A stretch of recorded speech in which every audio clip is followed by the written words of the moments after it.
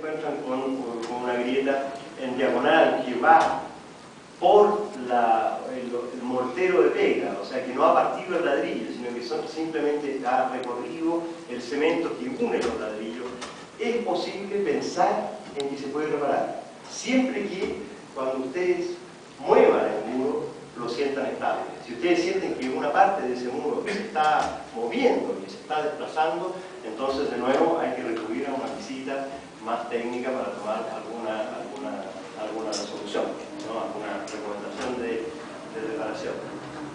Cuando las grietas en los muros de adorno, como está ahí en pantalla, si en los encuentros de los muros de adobe se produce una grieta que no tenga grandes desarromes y que no tenga ninguno de los muros desarromados, que no tenga grandes aberturas, es posible amarrar así a los cabos. O sea, se le ponen unas piezas de refuerzo en los cabezales, ¿no? Se le ponen unas tablas en los cabezales, en el ancho del muro, en los dos extremos, y se empieza a embarrilar con alambre que ustedes lo tienen que juntar y poder tensar con una pieza de madera eventualmente para producir tensión.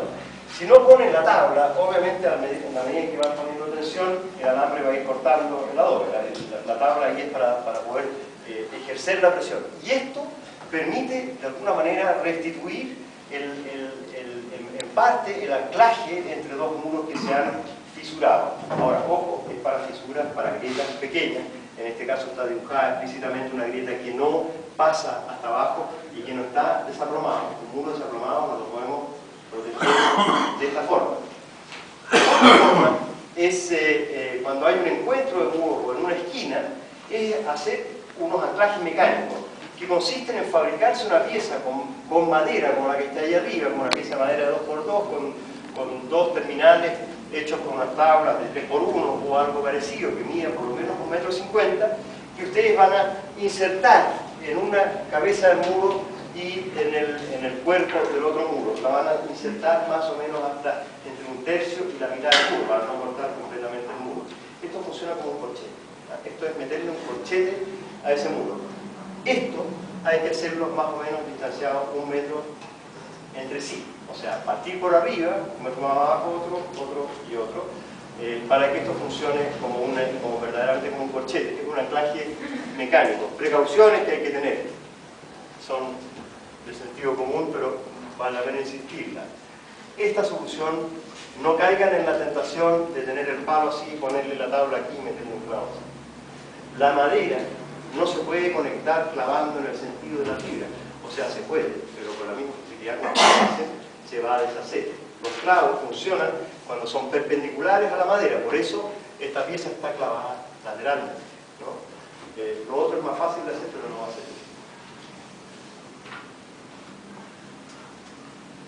En el ladrillo se pueden hacer también algunas soluciones de anclaje mecánico. Muchas de estas soluciones ustedes las pueden haber visto en algunas construcciones antiguas.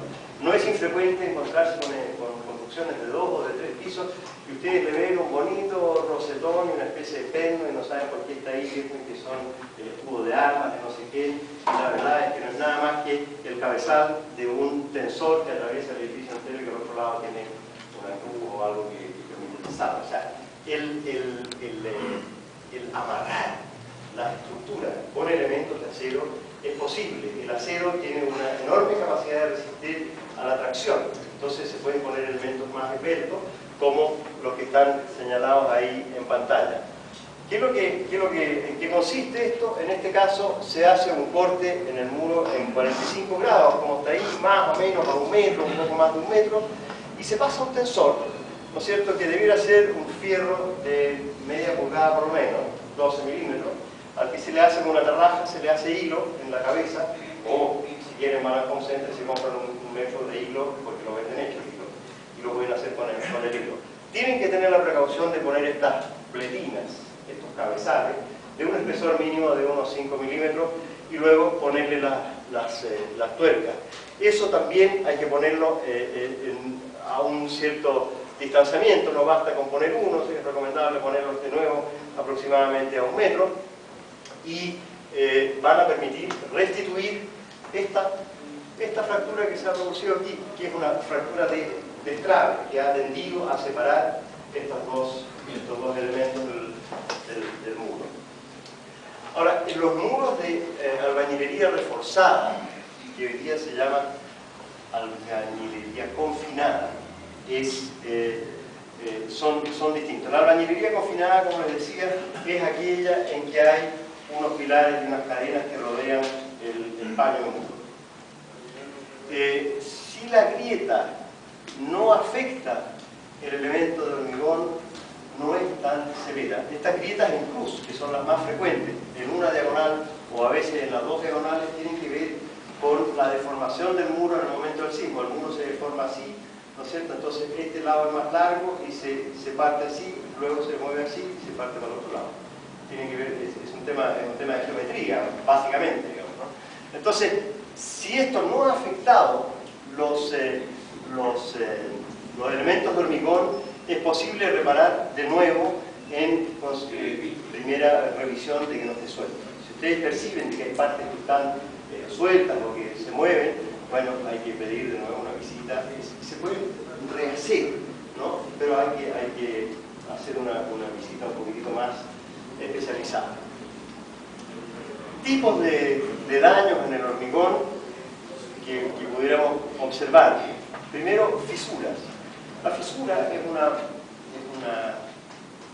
fisura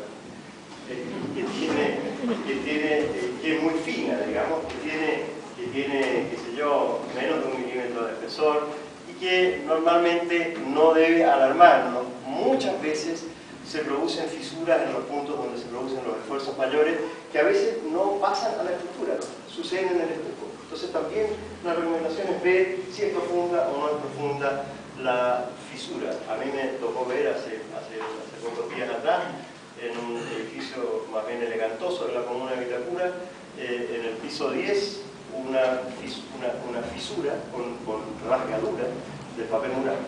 O sea, el papel mural, el papel carpenter como este, se cortó exactamente igual que la grieta, pero debajo no había nada. Entonces, lo que falla son los elementos más rígidos o los elementos menos elásticos que se cortan primero. En el caso que les estoy contando, el muro tenía una cierta elasticidad, una cierta plasticidad que le permitió absorber la deformación y el papel, por razones, ¿no? Entiendo muy bien, no la se la rompaba. Pero no la eso no le va a pasar nada. No existe el papel carpenter. Bueno, grietas nos podemos encontrar.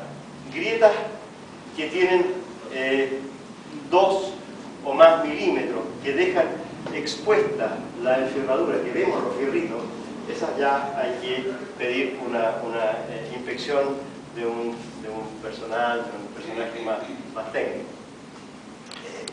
Rotura, cuando ya tienen más de 2 milímetros y hay pérdida de material, digamos, y hay deformación, de nuevo, es un daño severo y hay que verlo con un técnico y hay que ver cómo, más que repararlo, probablemente haya que restituirlo o reemplazarlo.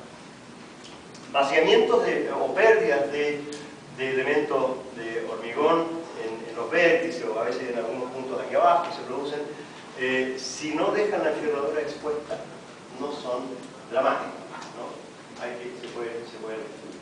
Si dejan la enferradura expuesta, hay que tomárselo más en serio y hay que pedir la visita de un técnico que le ayude a resolver la forma de enfrentarlo.